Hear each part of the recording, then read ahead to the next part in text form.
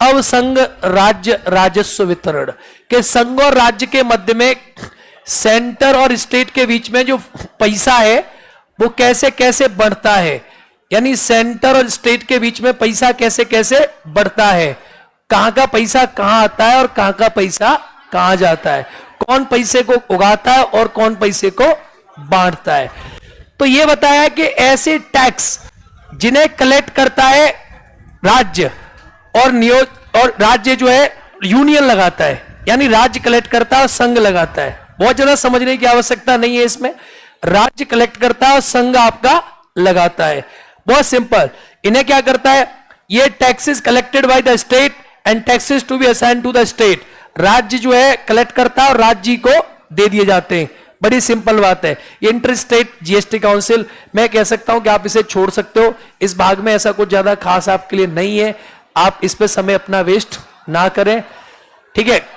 इसमें ये इंपॉर्टेंट है, आर्टिकल 280 वित्त आयोग, क्या लिखा है, वित्त आयोग, क्योंकि डिवीजन ऑफ जो टैक्सेस है ना, इसमें बहुत सारे चेंजेस हो गए।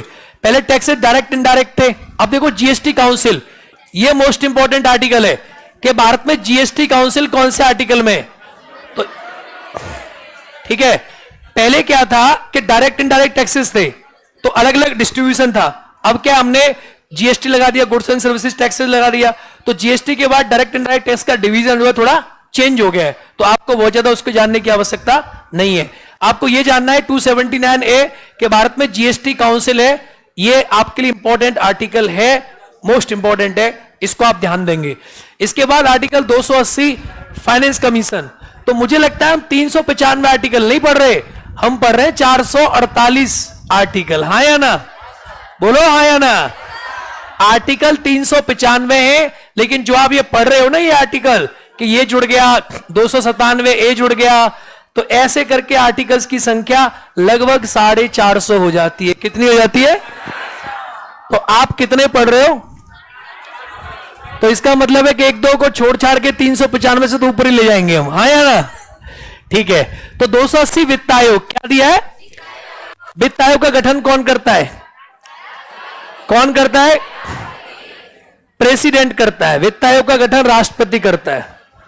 बहुत सारे बच्चे मुझे पूछते हैं आर्टिकल्स की संख्या, देखो आर्टिकल तो 395 ही है, आज भी आप देखेंगे तो 396 नंबर का कोई आर्टिकल नहीं है, ठीक है, लेकिन सब क्लॉजेस जोड़ जोड़ के उनकी संख्या जो है वो आप देखेंगे लगभग 448 हो जाती है, लेकिन आर्टिकल 395 ही है अभी भी। कितने, 300, ठीक है। ओ माय गॉड, देखो तो ये राष्ट्रपति इसकी नियुक्ति करता है, 5 साल के बाद बनता है फाइनेंस कमीशन, ये संघ का फाइनेंस कमीशन है। और राज्यों का कौन से आर्टिकल में, 243 आई, 243। और एक बात और, जो नगर पालिका थी उसका 243 बाई, आई बाई, आई ये नगर पालिका का था, आई by.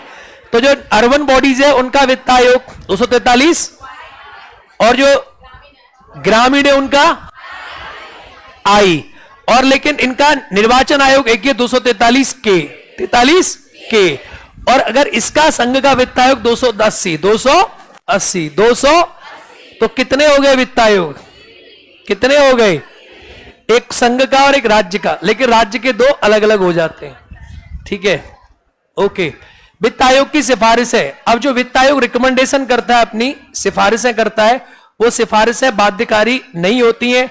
The recommendations of finance commissions are not compelled in nature, are not boundary in the nature. The recommendations of the finance commission are only जो होती हैं वो कैसी होती हैं, एडवाइजरी नेचर होती है, सिफारिशें सरकार माने या ना माने, ठीक है, आपको पता है, पर ज्यादातर मानती है सरकार फाइनेंस कमीशन की बातों को।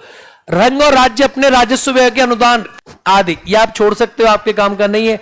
संचय निधि में, लोक लेखा में जमा धनराशि, अवृक्षि, ये सब बीएम विधि सब छोड़ो, ये सब आपके काम का नहीं है। तो अब हम क्या करते हैं, आगे बढ़ते हैं, और आगे बढ़ के माल विक्रय, विद्युत करों पे छूट, ये सब फाइनेंस के पोए, ये सब छोड़ो। उधार लेना, भारत सरकार उधार लेती तो कौन से आर्टिकल में, और राज्य सरकार लेती है तो 200, भारत सरकार ने उधार लिया तो 292 और राज्य सरकार ने लिया तो 200 राज्य सरकार उधार लेती है 293।